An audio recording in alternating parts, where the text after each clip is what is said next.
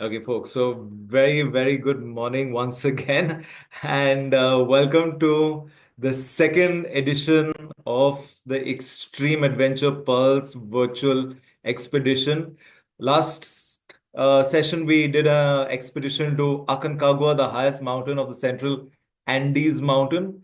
The recording of that session will be posting up tomorrow so that you can see that, and we'll have it on for the next 3 weeks. And today we're going to be doing a virtual expedition of my favorite mountain in the Nepal Everest Valley, referred to as Imzatse, but more popularly called Island Peak.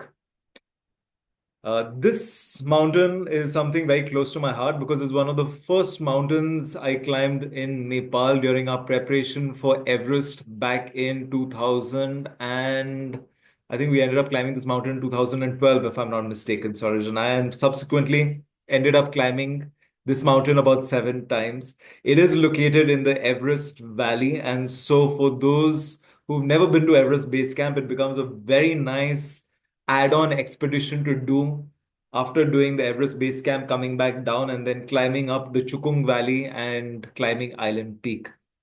The name comes from the fact that the ridges come all the way down to the glacier, unlike the other Himalayan mountain ranges, which connect from one to another. So even if you look at Everest, Everest connects up to Lhotse, the fourth highest mountain, and then connects to Nuptse, creating the huge Everest massif.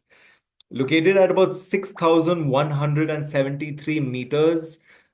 This may come across as a small mountain, but trust me, it isn't. In fact, it's one of the most popular mountains in this valley because the features resemble the face of Lhotse very similarly, at least a small version of that. And so, climbers who are attempting to go climb Everest, this becomes a lovely precursor or training ground for that expedition.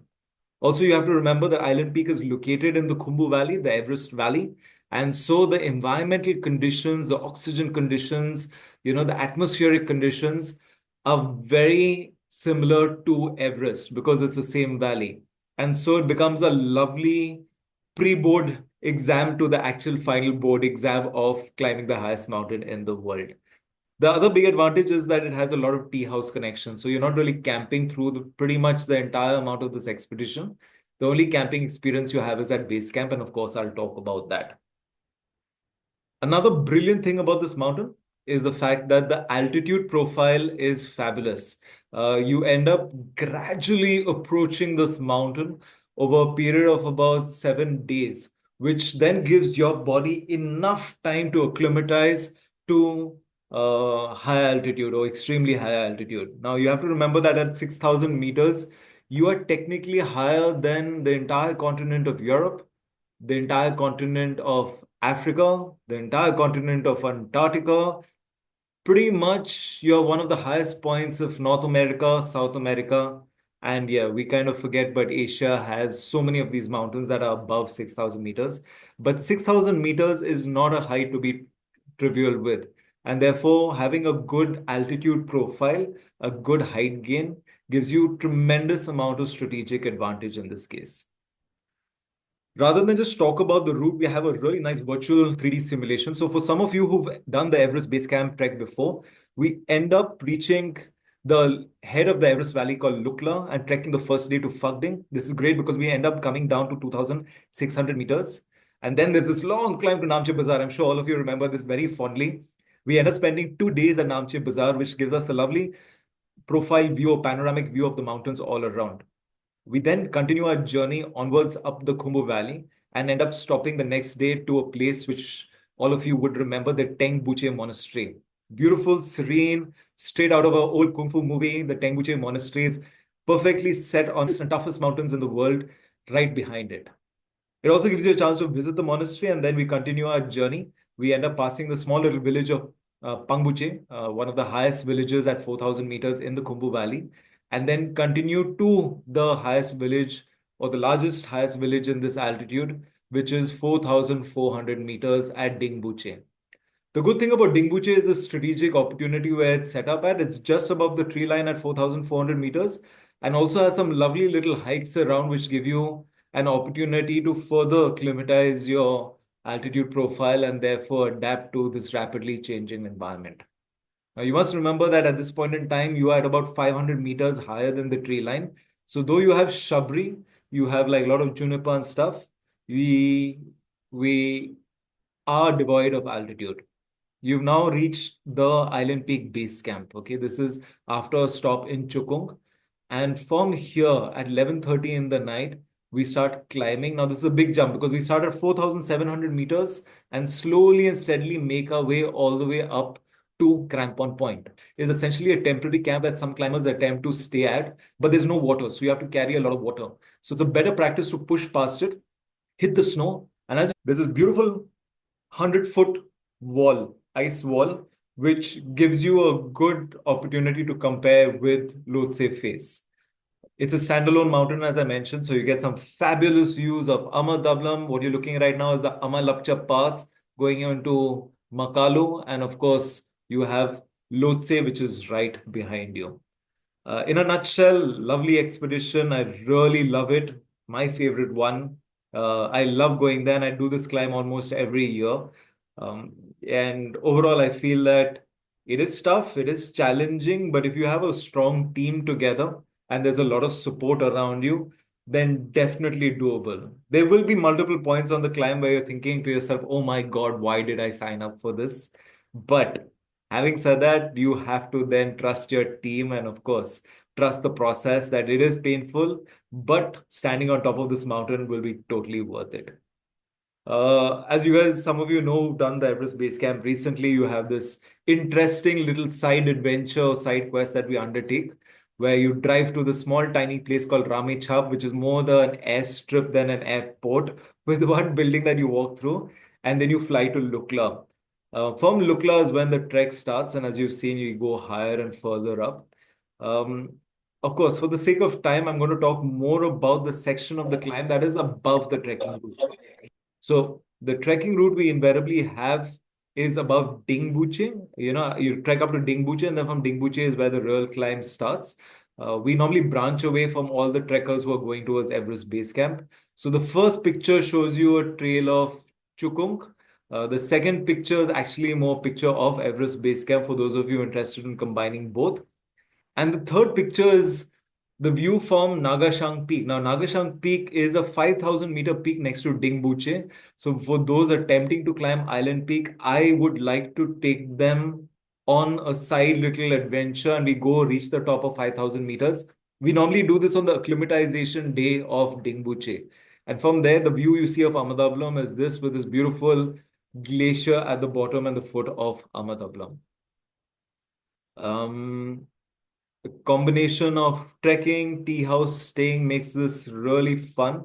Now, the push, what we call to Island Peak Summit, you have to remember that throughout the entire trek, we keep saying, hey, go slowly, go steadily. But the climb to the summit of any mountain is called a push. Similarly, because you need to be in extremely good physical condition, the idea is to climb about 1,000 meters during the night. So, and in Island Peak case, you go much higher. So you go from 4,800 meters all the way to 6,100 meters.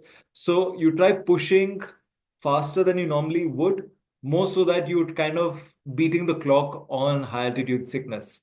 We tag the summit and come back down. So within 12 to 16 hours, we can actually come back to base camp before altitude sickness symptoms start setting in. And that's why the climb to Island Peak or the climb to any summit is referred to as a push. Some people say, no, no, in the mountains, we keep saying go slow, go steady. But usually in the night, when you're pushing for the summit, you tend to go a little bit faster so that you can finish the climb well in time and come back before the weather changes and you start feeling the symptoms of altitude sickness. The night climb to the summit can be very disorienting for those of you who've never climbed in the night. So you start at about 11:30, 12 o'clock, and you start climbing. You wear your entire climbing gear. In your bag, you normally carry probably a water bottle and some snacks. But the challenge really is not at this time. The challenge is more at 3 o'clock. Between 3 and 4 o'clock is when the body goes into its deepest REM cycle, REM cycle. And so it's usually at this time that every fiber in your body is screaming at you saying, so jao, go to sleep. What are you doing? I'm tired, I'm exhausted. And your brain is like, okay, let's just close our eyes for 2 minutes. And you don't realize when that 2 minutes can become 20 minutes. What I normally do personally is at this time, I just tell myself, okay, just hang on for another hour and a half, too. And the amazing thing is that when you look at the picture number 2 and 3, that's when the sun starts coming over the horizon. That's when you have the breaking dawn. And the moment you see the landscape around you, it kind of rejuvenates you and fills you with this energy and what they call the second wind to push up to the summit. If you look at the bottom, the first picture that's there, that is the approach to the wall. Now, from this angle, it doesn't look like very much, but then if you look at the second picture and the third picture, you get a better sense as to how steep it is. Though this is referred to as an ice wall, it still has snow on it. So it's not as difficult as kicking into pure hard ice. With the snow covering, it gives you a little bit of a better grip for your crampons. But as you can see, we do use a fixed line. We will be using technical gear like a Jumar or an ascending device to pull ourselves up. And after we finish the summit, you will be rappelling down, which is the vertical process of coming down a steep face using a rope and a figure-of-8 descender.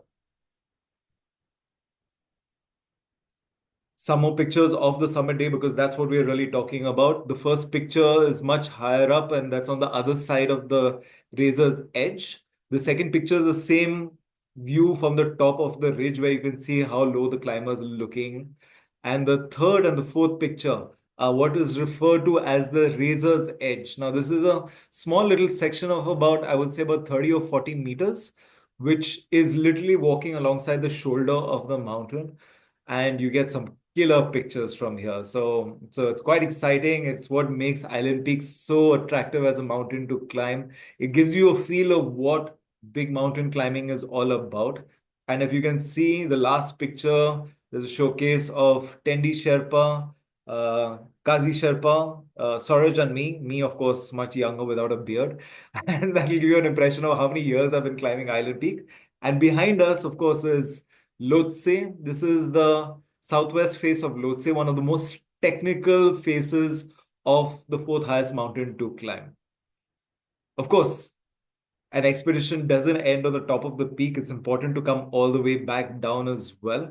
And so the walk from the top of the mountain, or let's say the base camp, all the way to Lukla takes about 2 days at the most. Now that's great because you want to get back home, you're high on this energy of climbing the highest mountain, but it can be done quite comfortably in 2 days. The days are a little longer, so you have to budget for about covering 40 to 50 kilometers. And I'll be honest, in 2 days' time, that's an average of about 20 to 25 kilometers per day, but it's definitely doable. And if you don't feel so inclined to climb down so fast, then we space it out over 3 days as well.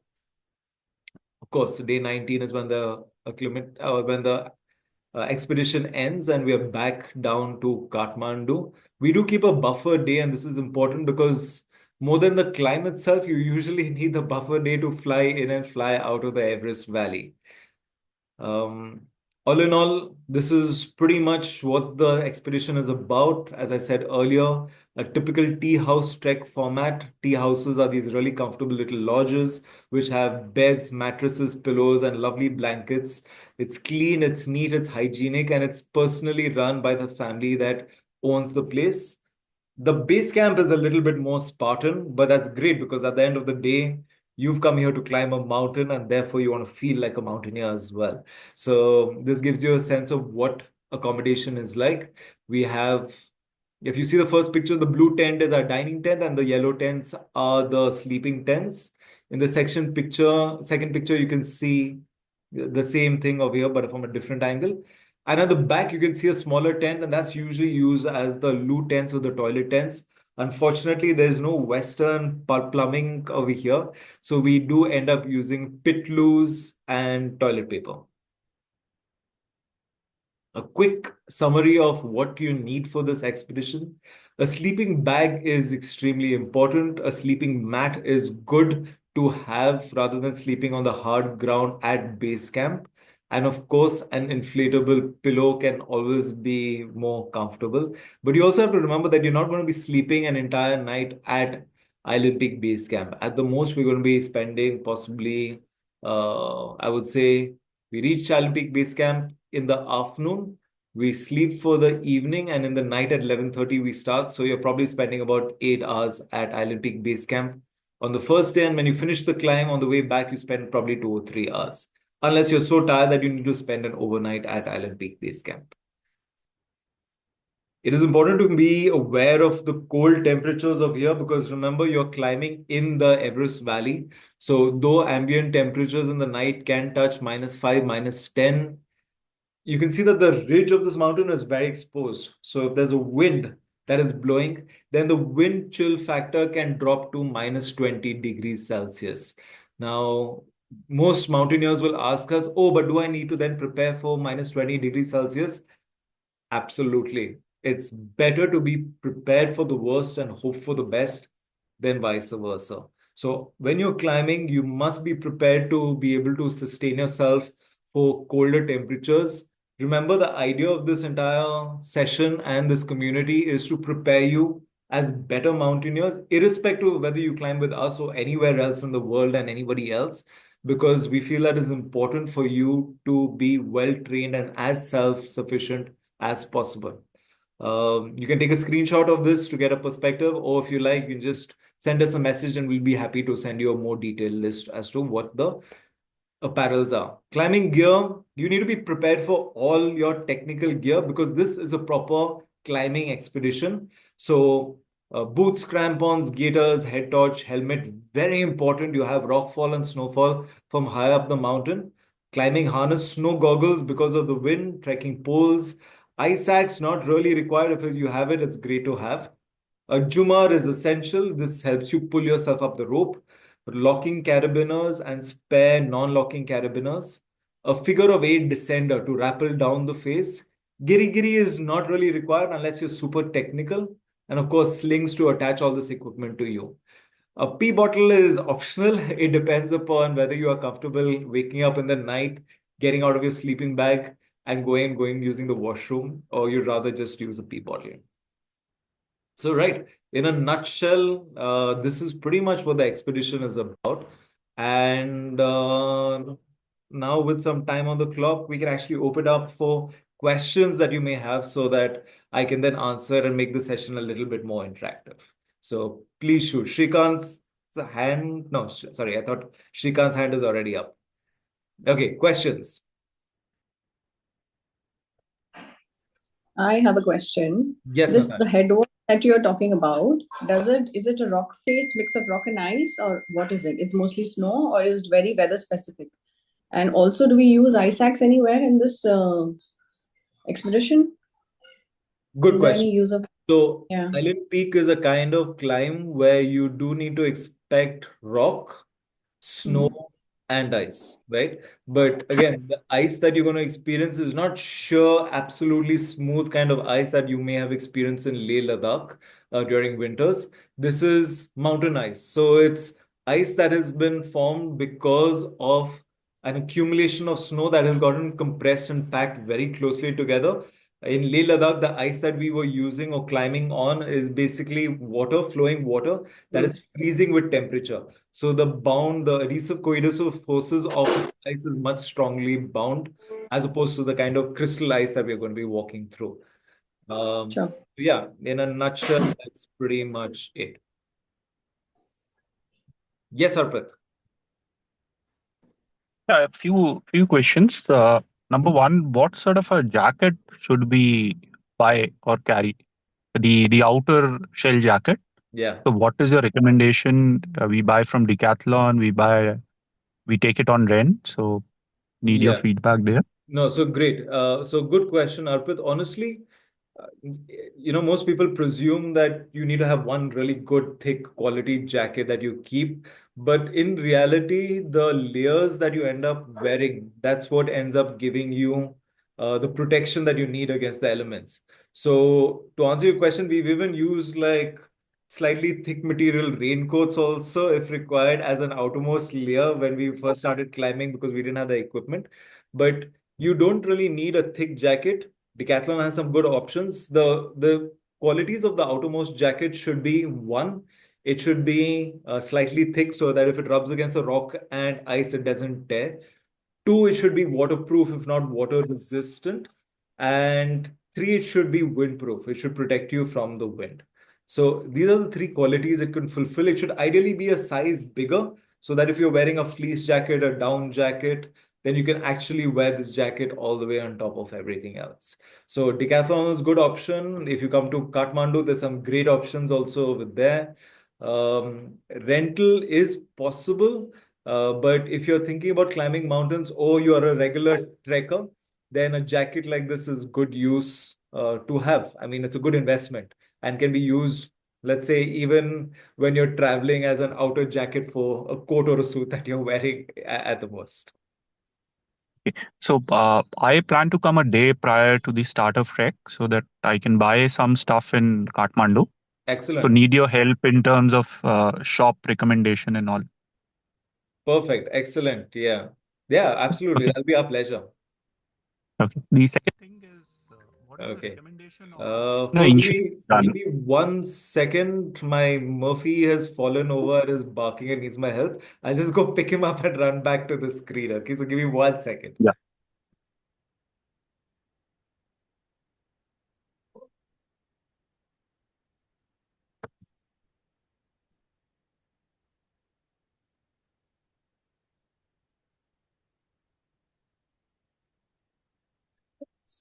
Sorry about that. He's an old veteran to Adventure Pulse at 14 years old. Sometimes he stumbles and flips over like a turtle. Okay, so can we Uh, have more questions? yeah. What's your recommendation on getting an insurance done? Nomads or anything else? So That, that should we go ahead or not? That's a very good question, right? And not specific for this expedition, but any mountaineering expedition. Um, it's like insurance is now applicable in most parts. It's a good thing to do is to get insurance. Now, Suraj and I, even when we're climbing higher mountains, um, especially Aconcagua, for example, where insurance is compulsory, Everest, where insurance is compulsory, it's definitely good to have, but it's not compulsory. So even for Island Peak, we can recommend one or two international companies that cover insurance for these expeditions. There's one Indian company also called ASC 360. They also cover insurance for climbing expeditions. So it's good to have. But in case you don't have insurance, usually when we take climbers and there's a 50-50% where somebody does take insurance or does not, it's not like as if we wipe our hands off the responsibility saying that, I'm sorry, but you're not insured and therefore we won't be taking any accountability for that. I will still take accountability for you. So in case of a medical emergency, we will be able to get you a helicopter out of the Everest region. Usually, the helicopter can cost anywhere from 500 to 1,000 rupees per person. If it's a medical emergency, then it's important to take an insurance which covers helicopter evacuation, not just medical, because that's what you really need. Medical insurance can just cover the medical part of it, but adventure insurance covers or should ideally cover the helicopter evacuation in case of an emergency. And that's what you're looking at. So, in a nutshell, it's good to have, it's great to have, but in case you don't have it, it's not a deal breaker. We can still get you help in that situation and make sure that you reach Kathmandu and a hospital safe and sound. Fine. The last one I have, you showed that they were day 19 and all. Personally, I have done only the Island Peak trek, which is a 15 days from 10 to 25th. Yeah. So my dates will be aligned as per them, right? Yes, of course. I mean, this is just a generic outline of the expedition, but for some of you who are joining us, and actually it's quite exciting because we've got quite a few of you guys who are going to be climbing with us Island Peak. We have an expedition leaving on the 10th of April. So your dates, I think we've already shared with you personally. As I said, this is Okay. more generic Island Peak Okay. overview for people who are not coming for this expedition. Okay. Fine. Thanks, My Amir. my pleasure, my pleasure. Thanks, Arpit. Brilliant questions. Thank you so very much, and all very useful and informative. Any more questions, folks? Yeah, I have a couple of questions. Yes, sure thing. So what is, when you say that 100-meter wall that one has to climb after the crampon point, Yeah. what is the incline? Is it similar to what we climbed in Ladakh, which is almost vertical, or is there like a lesser degree? Good question. So the height of that wall is actually 100, approximately about 100 feet, which in terms of meters would measure up to about 33 to 35 meters. So it's not as high as 100 meters. And two is that it's not a 90-degree vertical gradient. Mm-hmm. It's a mix of approaching, how much is this? About 55, 60, going to about 70, a little bit of 75, 80, coming down to 70. And as you have to remember, this is, rather than a waterfall, which is something that I know you've climbed, this is more the side of a mountain. And therefore, the terrain, though at a gradient, is undulating. And so can easily be climbed. There are good spots to just set up your Jumar and get safe feet anchor place and take a break and rest as well. So from that perspective, that's important to remember because most people look at this wall and say, I must hit it, I must finish it, I must go up, but it's just not possible. So it's important to just get your body into a good rhythm and a good technique. You know, two pulls, two steps, two pulls, two steps, take a break. And from that perspective, it's not as tough as climbing an ice waterfall. Right. And if I may draw some comparisons between the two ice walls that we did, Yeah. the first one, which was, both were waterfalls, but the first one was slightly softer. Yes. That is what you're saying this is like. Yes, absolutely. So we call it crystal ice as opposed to, flowing water ice, which, as I mentioned earlier, is very much more compact. It's like feels like concrete, literally. Whereas crystal ice is more snow, that ends up collecting together, and because of gravity, ends up constricting together to form a packed form of ice, but does allow for enough movement on it. And you have to remember that during the night, there's also snowfall continuously falling, so off and on. So that also adds a bit of a layer and cushioning to the ice. So definitely not as hard and as packed as the second ice face that we ended up looking at doing. Mm-hmm. For the rock, so the last question on the Please. rock part. Yes. Again, what is the gradient and the incline, and specifically because one is in snow climbing Correct. gear, Yeah. the grip becomes a little difficult on rock. Yeah. So, what is the incline? Similar to Kangyatse, or a little No. bit more? Yeah. So, again, very similar to a mountain like Kangyatse, for instance, because of the frequency of climbers going up and down the trail, you have a trail that you are following, even though at some sections it gets steep.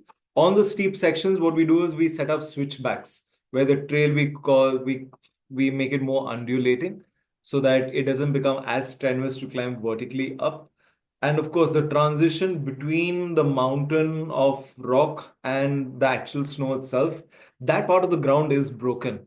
So therefore, that involves climbing onto a slight rock ridge, which has boulders through which we have to weave our way. Very similar to the kind of terrain or the kind of moraine that you experience when you're approaching Everest Base Camp, right? So that section of the Everest Base Camp, of course, the trail is much wider going to Everest Base Camp, if you're familiar with that. But the broken ground, what we call a Luna landscape, that part of the section, this is a good, I would say, a good 15, 20 minute of the rock face before you hit crampon point. Crampon point is usually the starting point of the snow where we then attach our crampons on. But specifically to your question, it will be undulating. Usually the climb up to the snow patch is long. So like in Kangyatse also, and we'll talk about that later.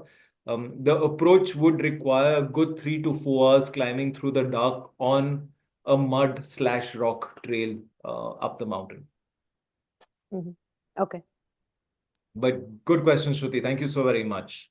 But I have one question, quick question. In Of course. case someone decides to come in autumn and Yeah. not the summer season, so Yes. what are the changes one can expect in terms of? Not very much. Actually, both, you have to remember that in the Himalayas, the two best times to trek are pre-monsoon and post-monsoon. Similarly, even on climbs in the Himalayas, at least the Nepal Himalayas, the best times to climb are pre-monsoon and post-monsoon. Now, region-specific, like Leh Ladakh, for instance, over there, the trekking and climbing time is July, August, September, and that's when the weather is most predictable. But in Island Peak, to answer your question, October is a great time to climb. In fact, historically, I've done more expeditions to Island Peak in October than spring. I think it's about 50-50. But Amadablam, for instance, which is a mountain just next to Island Peak, the predictability of summit success on Amadablam is better in the autumn season. So yeah, to answer your question, autumn is great. It's a nice time. It's a really, really good time. This is so great. I love the questions. Thanks, guys. What lovely enthusiasm. I'm really appreciating the quality of the questions that are coming through.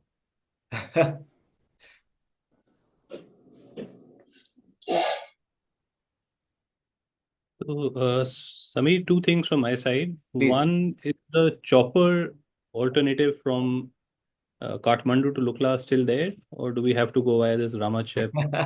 No, that's a good question. A lot of people weigh the pros and cons of added on hassle adventure versus the adventure of flying in a helicopter into the Everest Valley. So to answer your question, as of the 1st of January 2025, there was an official argument between the helicopter companies and the local administration that said we don't want any more helicopters to fly into the Everest Valley. And pretty much this entire argument has gone on for the last 3 months. That's January, February. January, February, and now from March onwards, there's been some kind of settlement or communication understanding between the helicopter companies and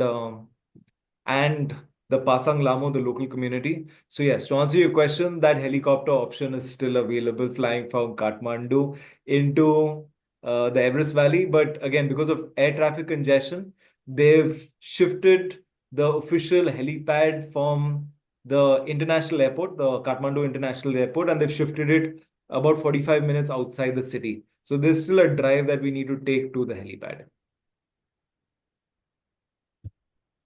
Oh, okay. Also, on the mountain, are hiking poles of any value? Yes, it's good because, if you're used to trekking with hiking poles, then hiking poles are actually a very good approach and option, starting from the base of the mountain or base camp all the way up to crampon point. So instead of using an ice axe, you can quite comfortably use trekking poles. In fact, we use trekking poles even on Mount Elbrus. You don't necessarily need an ice axe on Mount Elbrus. You can even use trekking poles on Mount Elbrus. So in this particular case, I would say, yeah, keep your trekking poles. It's definitely going to be good value. And what about on the snow? That's fine. Do So they have? trekking poles also has an add-on attachment where the bottom of the trekking pole has a little bit of a basket before the pole sticks out through. Right. And that kind Right. of prevents the pole from going straight into the snow. It's based on the same model as ski poles. So trekking poles, honestly, are actually modified ski poles and gives you a lot more stability when you're walking on the snow. Okay. Yeah. Okay, I think, folks, we're coming to the end of today's session. But on that note, there are just a couple of things I want to share and conclude the entire session with is that whenever you're planning a climbing expedition, there are 5 things that you have to keep into mind, okay, which make the expedition successful. And this is my mantra. This is not in a book or anything else. The first and most important thing is first and remember whether you can finance the expedition because climbing mountains is expensive, right? And it's good that it's expensive because your life is expensive and it's worth it. So you are investing money in terms of making sure that you are fine, you are alive. The second most important thing is prepare. Prepare. You have to train like your life depended on it because it actually does. So it's not just the motivation, it's the fear that drives you. The third thing is, of course, try making sure that you are technically prepared for the mountain that you're climbing because not just how strong you are, it's also about the techniques, how to walk, how to use the Jumar, how to rappel. The fourth most important thing is make sure you have a good team around you, people you trust with your life, because these are the people who will make sure that you get down the mountain if there's a problem. And the fifth most important thing is luck. You need to make sure that you have lots of luck on this mountain or any mountain. And luck depends on everything, on checking the weather, on checking sure that the snow conditions are great, that there's no heat that's affecting you, because we predate all our expeditions and just hope that when you arrive, all these five things align. So yeah, in a nutshell,